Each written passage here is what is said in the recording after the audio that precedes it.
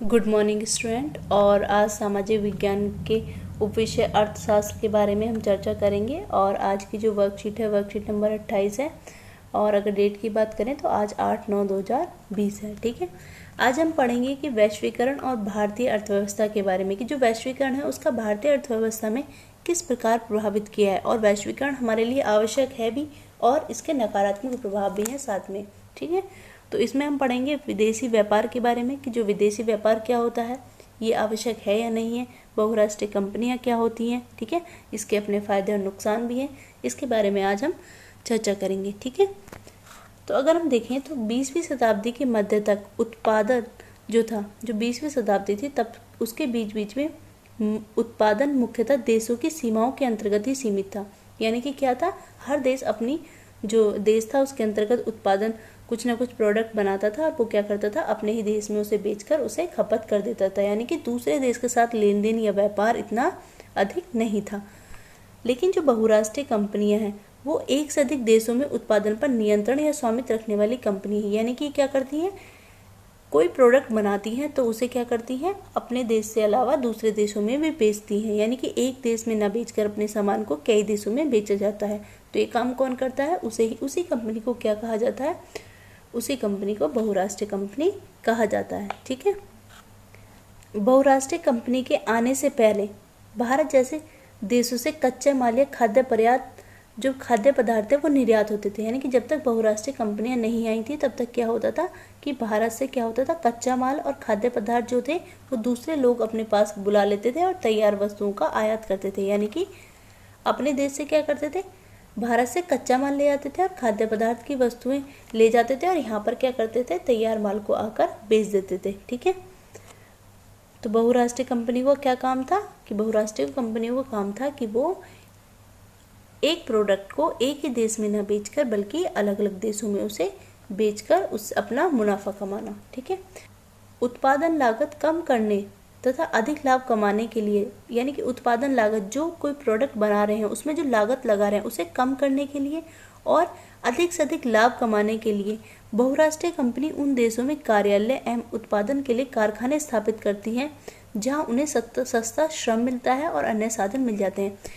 यानी कि कोई भी विश्व में कंपनी है, चाहे वो बड़ी हो या छोटी हो, ठीक है, वो वहीं पर अपना कारखाना स्थापित करेगी जहां पर उसे क्या मिलेगा, सस्ता श्रम मिलेगा और अन्य साधन मिल जाएंगे। यानी कि ज़्यादा से ज़्यादा जहां उसे मुनाफा लगेगा वहीं पर वह अपनी फैक्ट्री को लगाएगी। जैसे कि भारत एक देश है, भारत में क्या है, बेरोजगारी बहुत ज़्यादा है, जनसंख्या बहुत अधिक है, तो लोग क्या है, थोड़े से पैसों में भी काम करने के लिए तैयार हो जाते हैं। इसलिए जो दूसरे देश होते हैं वो बहुत ज़्यादा से ज़्यादा यहाँ पर अपनी फैक्ट्री लगाने की कोशिश करते हैं, सोचते हैं कि यहाँ पर हमारी जो इंडस्ट्री है वो स्थापित हो जाए। ठीक है, जैसे कि मैकडोनल्ड देख लो, डोमिनोज देख लो, एडिडास देख लो, तो ये जो कंपनी है क्या है, बहुराष्ट्रीय कंपनियां हैं और क्या कर रही हैं, वो भारतीय जो बाजार है उसके ऊपर अपनी पकड़ बना रही हैं। ठीक है, जो बहुराष्ट्रीय कंपनियां हैं वो क्या करती हैं, वस्तुओं और सेवाओं का उत्पादन वैश्विक स्तर पर कर रही हैं। यानी कि वो खाली अपने देश में नहीं कर रही हैं, वो क्या कर रही हैं, पूरे विश्व में उसे फैला रही हैं। देखो, अगर आप देखते हो आज एप्पल का फ़ोन है, ठीक है, एप्पल का फ़ोन कहाँ पर बनता है, यूएसए में बनता है, और वो बिकता कहाँ पर है, भारत में बिकता है। ठीक है, यानी कि यूएस से कोई प्रोडक्ट बनाकर उसे भारत में और भारत के साथ साथ अन्य देशों में भी बेच रहा है। लेकिन ये नहीं है कि जो एप्पल का फ़ोन है वो यूएसए से बनकर आ रहा है। ठीक है, सिर्फ वहाँ की कंपनी है, उस कंपनी ने क्या किया है, भारत में आकर अपनी एक कंपनी स्थापित कर ली है और उस प्रोडक्ट को वो यूएसए के साथ साथ भारत में भी बना रही है। ठीक है, यानी कि लागत भी यहीं की है, ठीक है, श्रम भी यहीं का है, और जो मुनाफा होता है वो कंपनी अपना मुनाफा लेकर अपने देश में चली जाती है। भूमि यहीं की है, भवन यहीं की है, मशीन यहीं की है, उपकरण यहीं के, हर चीज़ यहीं का है, और सिर्फ क्या ले जा रही है, वो अपने देश में मुनाफा लेकर जा रही है। ठीक है, अगर मैं आगे देखूं तो जो बहुराष्ट्रीय कंपनियां होती हैं वो वस्तुओं और सेवाओं का उत्पादन क्या कर रही है, वैश्विक स्तर पर कर रही है। यानी कि केवल अपने देशों में ही नहीं करती बल्कि पूरी दुनिया में करने की कोशिश करती हैं।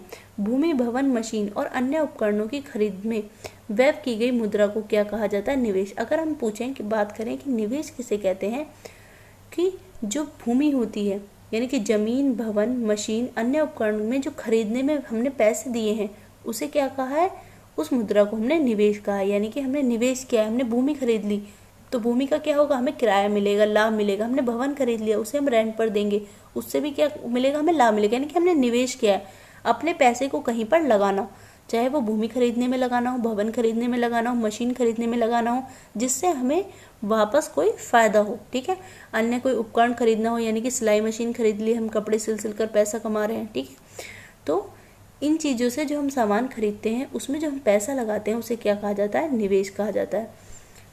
ये जो बहुराष्ट्रीय कंपनियां होती हैं द्वारा किए गए निवेश को विदेशी निवेश कहते हैं। क्यों? क्योंकि चाहे वो भारत की कंपनी किसी और देश में जाकर मशीन लगाकर पैसा कमा रही हो, या किसी और देश की कंपनी भारत में कुछ सामान खरीद कर यहाँ पर पैसा व्यय कर रही हो, तो उसे क्या कहा जाएगा, विदेशी निवेश कहा जाएगा। ठीक है, जो स्थानीय कंपनियां होती हैं, जो भारतीय कंपनी, जैसे कि कोई भारतीय कंपनी है और कोई अमेरिका की कंपनी भारत में है, तो उसके साथ साझेदारी के द्वारा, यानी कि दोनों ने आपस में क्या कर लिया है, एक दूसरे से कांटेक्ट कर लिया है, उसकी आपूर्ति के लिए स्थायी कंपनियों का इस्तेमाल करके, यानी कि जो यूएसए की कंपनी है उसने भारतीय कंपनी से क्या कर लिया है, साझेदारी कर ली है, और अपनी सामान की आपूर्ति के लिए स्थायी कंपनी का इस्तेमाल करती है, और स्थायी कंपनियों से निकट प्रतिस्पर्धा करके, यानी कि उससे कंपटीशन भी करती है।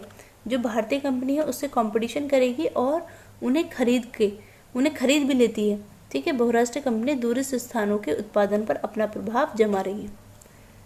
देखो, अगर मैं बात करूं कि स्थानीय कंपनियों के साथ जो बहुराष्ट्रीय कंपनी क्या करती है, स्थानीय कंपनियों के साथ साझेदारी कर लेती है अपनी आपूर्ति के लिए स्थानीय कंपनियों का इस्तेमाल करके, यानी कि जो अपनी आपूर्ति करनी है तो वो क्या करती है, स्थानीय कंपनियों के इस्तेमाल करती है। ठीक है, और स्थानीय कंपनियों के साथ प्रतिस्पर्धा भी करती है। ठीक है, स्थानीय कंपनी के साथ प्रतिस्पर्धा करती है और उन्हें खरीद भी लेती है। ठीक है, और जो बहुराष्ट्रीय कंपनी है वह दूर स्थानों के उत्पादन पर अपना प्रभाव जमा रही है, यानी कि कंपनी कहीं और की और प्रभाव कहाँ पर जमा रही है, भारत या किसी अन्य देश में। ठीक है, अगर मैं देखूं कि जो विदेशी व्यापार है, कि विदेशी व्यापार क्या होता है, जो विभिन्न देशों को आपस में जोड़ने का मुख्य माध्यम है। यानी कि विदेशी व्यापार क्या है, बहुत सारे जो देश जो होते हैं इससे क्या होते हैं, आपस में जुड़ते हैं व्यापारिक हितों के कारण।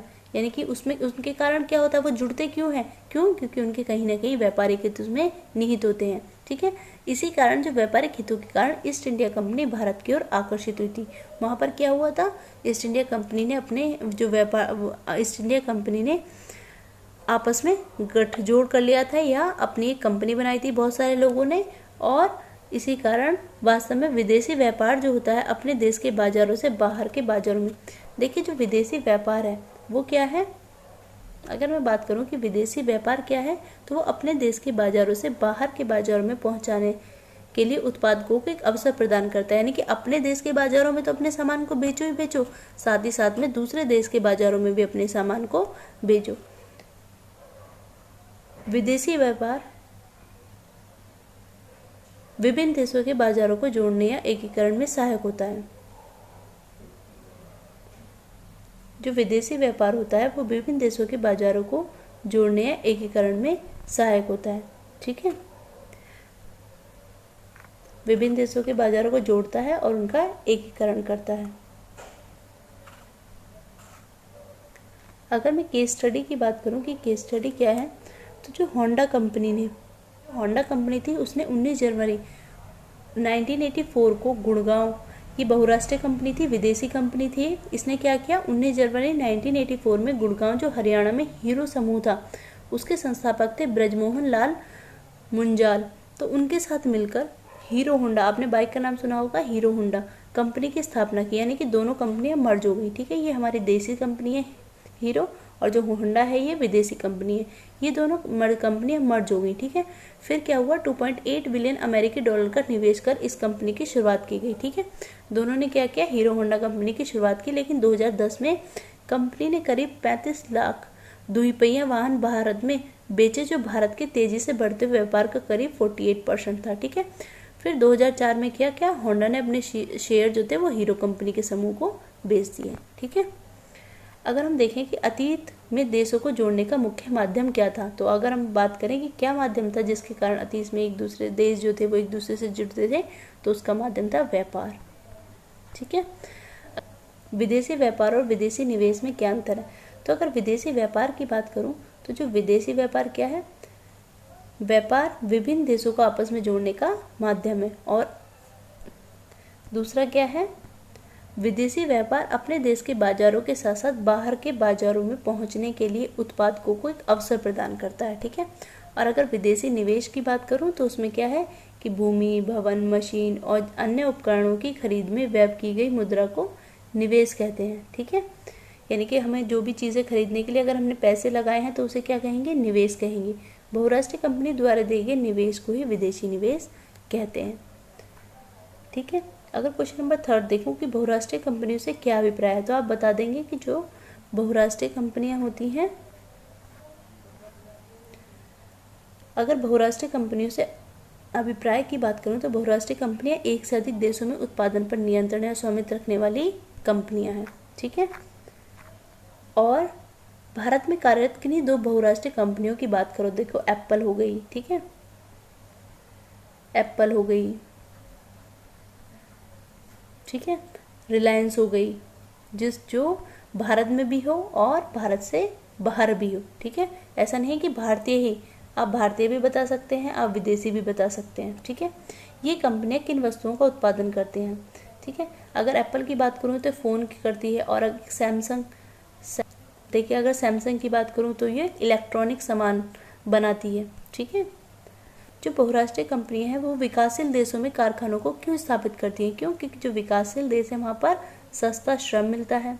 ठीक है, ज़मीन मिल जाती है इन्हें वहाँ पर, इसीलिए जो एक कंपनियां हैं वो क्या करती है, विकासशील देशों में ही अपना कारखाना स्थापित करने की कोशिश करती हैं ताकि उनका जो मुनाफा है वो अधिक से अधिक हो सके।